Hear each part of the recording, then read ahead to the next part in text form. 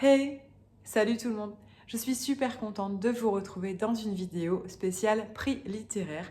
Je vais vous présenter 10 romans coup de cœur qu'il faut absolument avoir lus selon moi et qui ont remporté un prix littéraire. 10 romans différents et 10 prix littéraires aussi divers. Je me suis amusée à aller farfouiller, regarder ce qui existait comme prix littéraire. Bon, ce sont, vous le verrez, des prix qui sont connus du grand public en général. Et puis, j'ai été retrouver les lauréats des 20-30 dernières années. Je suis quelqu'un qui lit beaucoup de contemporains, donc on est principalement sur des romans qui sont sortis après 2000. Et je pense que voilà, même l'intégralité des romans sont sortis dans les 10 dernières années. Dans ces lauréats, j'ai regardé ce que j'avais lu, évidemment, et ce qui m'avait plu pour pouvoir vous les présenter. On va commencer tout de suite par le prix littéraire le plus connu de tous. Il s'agit évidemment du prix Goncourt. J'ai choisi de vous présenter L'Anomalie d'Hervé Letellier, qui a fait beaucoup parler de lui, qui a été énormément vendu. C'est le deuxième prix Goncourt le plus vendu après L'Amant de Marguerite Duras. Alors pour tout vous dire, j'ai relu ma chronique. J'ai relu de toute façon toutes les chroniques que j'avais rédigées pour préparer un petit peu cette vidéo. Et dans ma chronique, je disais qu'il m'était impossible de le pitcher. Donc je ne vais pas tenter l'exercice aujourd'hui. Il est vraiment, si vous l'avez lu, vous partagerez peut-être mon avis. C'est compliqué à expliquer sans trop en dévoiler, sans vouloir spoiler. On a juste une palette de personnages incroyables. Et les premiers chapitres vont présenter, chaque chapitre va présenter un personnage différent. Donc il faut le temps peut-être en effet de rentrer dans l'histoire, mais ça vaut le coup parce qu'après on entre dans un véritable thriller psychologique, un roman de science-fiction, mais qui va être aussi je sais pas, un incroyable roman noir. Il touche à tous les univers et à tous les genres narratifs. Moi, c'est ce qui m'a plu. J'ai trouvé l'exercice très réussi. J'ai trouvé ça osé. Et il m'a complètement bluffé. Moi, j'ai pas vu venir la fin. J'ai pas vu venir ni le début ni le milieu d'ailleurs. J'étais complètement. Je trouve qu'il porte énormément. Enfin, il porte tellement bien ce titre.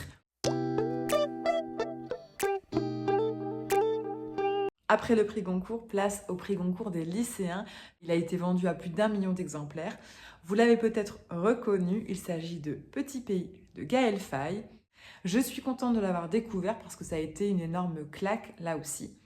Ce n'est pas un roman, un récit biographique, mais c'est inspiré évidemment de la jeunesse et de l'enfance de Gaël Faye qui a vécu au Burundi et de sa famille, à la fois père français blanc, mère africaine noire, de ce mélange de culture et de population.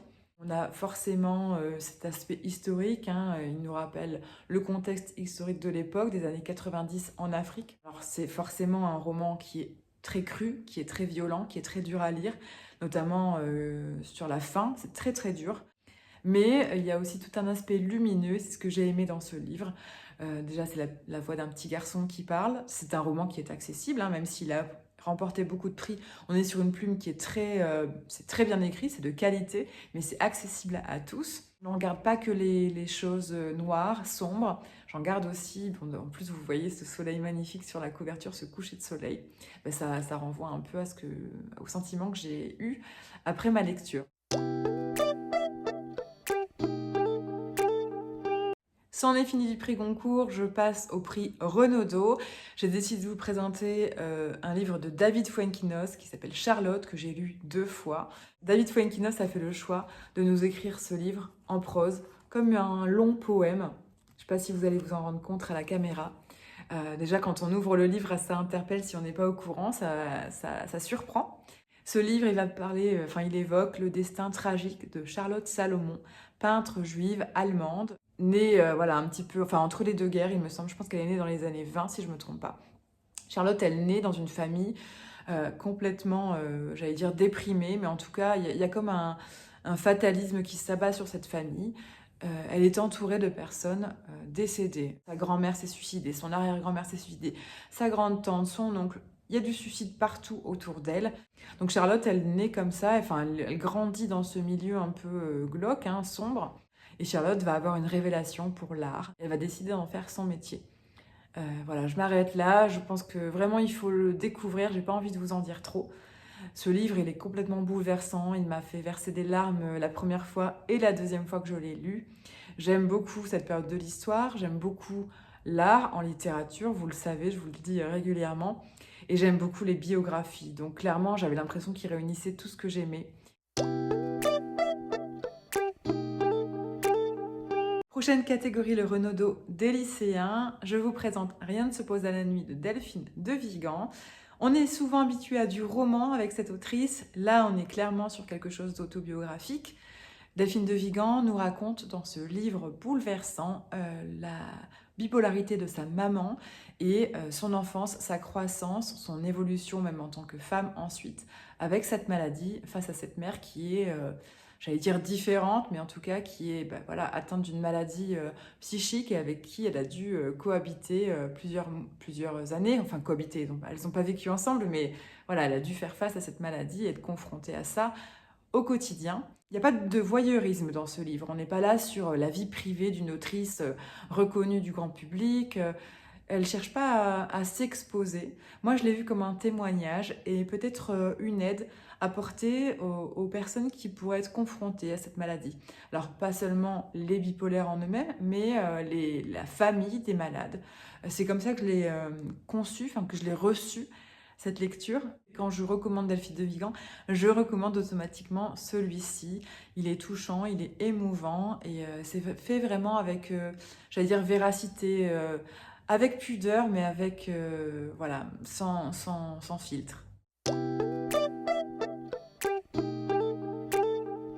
Le prix Renaudot concerne aussi les essais. Il y a une catégorie prix Renaudot de l'essai. J'avais envie de vous présenter avec toutes mes sympathies d'Olivia de Lamberterie, qui est, vous le savez peut-être, journaliste et critique littéraire. Elle est connue, elle est aujourd'hui même animatrice, elle présente des chroniques livresques à la télévision. Il s'agit d'une biographie. Olivia de Lamberterie a perdu son frère qui s'est suicidé à l'âge de 46 ans après plusieurs tentatives de suicide et après des années et des années de dépression, de mélancolie, de souffrance. Elle nous raconte ce cheminement, elle nous raconte surtout le deuil, la perte d'un être cher, les mois, les semaines qui suivent un décès. Il n'y a pas de jugement, elle n'est pas là pour juger l'acte, le geste de son frère, elle n'est pas dans la colère ni dans la violence. Ça donne un livre tellement, tellement, tellement doux, tellement tendre, tellement touchant, tellement beau. C'est poétique. Là non plus, on n'est pas dans le pathos, on n'est pas dans le voyeurisme. C'est fait avec pudeur, avec émotion encore. C'est vraiment un beau livre à lire, à découvrir et peut-être à offrir à ceux qui sont confrontés au deuil et à la perte d'un être cher. Le livre suivant a remporté le prix Femina. Il s'agit de S'adapter de Clara Dupont-Monaud. Et je m'excuse par avance pour ceux qui trouvent qu'on a trop vu ce livre partout. Il le mérite. Moi, il m'avait été recommandé par ma libraire qui m'avait dit que c'était vraiment, vraiment beau, vraiment réussi. Clara Dupont-Monaud, elle va nous raconter sa fratrie. Sa fratrie avec son petit frère différent, handicapé dès la naissance et leur évolution familiale suite à cette découverte. Il a fallu s'adapter comme le titre l'indique. Alors ce que j'ai aimé déjà, c'est la façon dont c'est raconté. L'autrice utilise les pierres. En fait, elle nous raconte son histoire à travers les pierres du petit muret de la maison. Il y a une énorme place à la nature, à la montagne. Je crois que c'est la montagne Sévenol, hein, si je ne me trompe pas, qui est racontée dans ce livre. Et chaque chapitre va être la place aussi du frère ou de la sœur. Je vous en dis pas plus, mais c'est très poétique, c'est très joli. Ça rejoint un peu ce que j'ai dit sur les livres précédents, c'est que tout est fait avec délicatesse, avec douceur.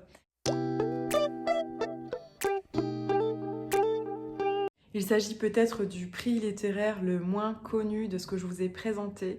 Le prix Médicis étranger a été attribué à Miss Island d'Auður Ava Ólafsdóttir, autrice islandaise, en 2019. Et vous le savez si vous me suivez depuis un moment, vous savez à quel point j'ai aimé ce livre et à quel point il a pu balayer toutes les lectures que j'avais lues avant lui. On suit Ekla, elle a 21 ans, elle habite dans un petit village en Islande et elle va prendre le car pour rejoindre la capitale. On est en 1963, elle va donc partir vivre à Reykjavik avec sa machine à écrire sous le bras et elle va rejoindre John, son meilleur ami, qui est homosexuel et qui rêve de devenir styliste pour une troupe de théâtre.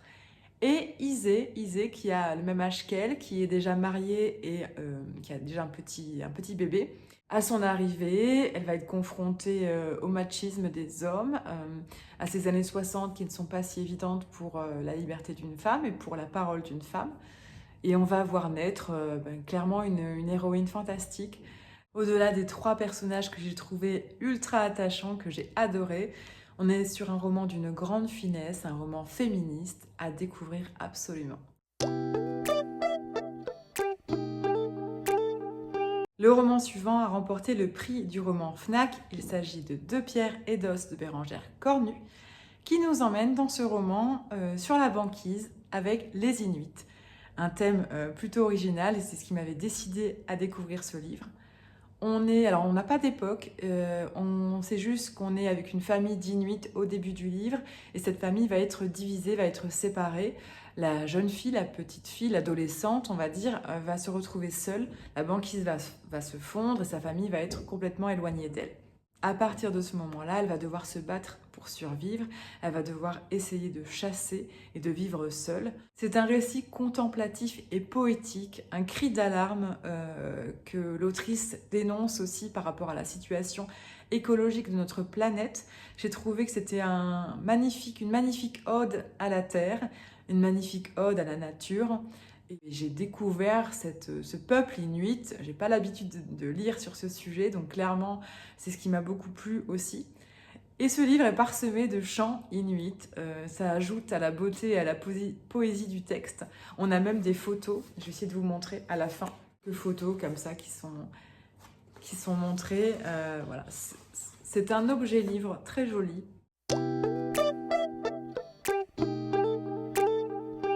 Le prochain roman a une saveur particulière pour moi parce que lorsqu'il a remporté le prix, je faisais partie du jury. Et ce prix, il s'agit du Grand Prix de l'héroïne du magazine Madame Figaro. Et le livre, c'est Gabrielle de Claire et Anne Berest. Ces 2 sœurs qui ont décidé d'écrire sur leur arrière-grand-mère. Donc Gabrielle, mariée à Francis Picabia au début du XXe siècle. Francis Picabia qui est un peintre.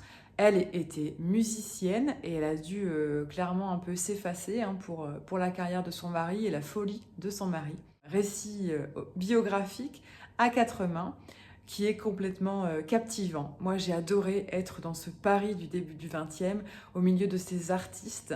On a Guillaume Apollinaire qui fait surface, on a Marcel Duchamp qui est évoqué parce qu'elle a beaucoup de relations, cette Gabrielle. On voyage beaucoup grâce à Gabrielle et puis on fait de magnifiques rencontres artistiques. Voilà, c'est un livre vraiment qui se dévore. Le dernier roman a remporté le prix Goncourt, mais il a aussi été lauréat du prix des lectrices L. Il s'agit de Chansons douces de Laïla Slimani.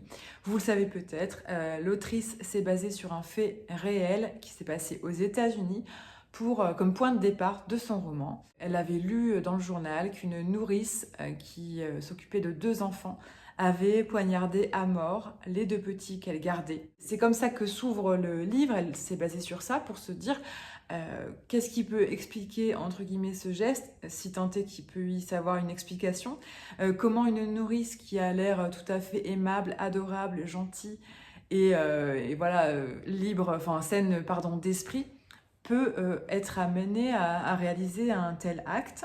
Il m'a complètement subjuguée, ce livre. Je sais que ce livre n'est pas pour tout le monde. Certaines mères de famille ont du mal à le lire et ne veulent pas lire ce type d'ouvrage. Je le conçois, je le comprends tout à fait. Et je sais aussi que c'est un livre dont beaucoup ont dit qu'il ne méritait pas son prix Goncourt, que le niveau d'écriture n'était pas au rendez-vous pour un prix Goncourt. Je vous laisserai en juger par vous-même. Moi, je l'ai adoré et c'est ce qui compte. Voilà pour ces prix littéraires qu'il faut absolument lire, selon moi, j'insiste.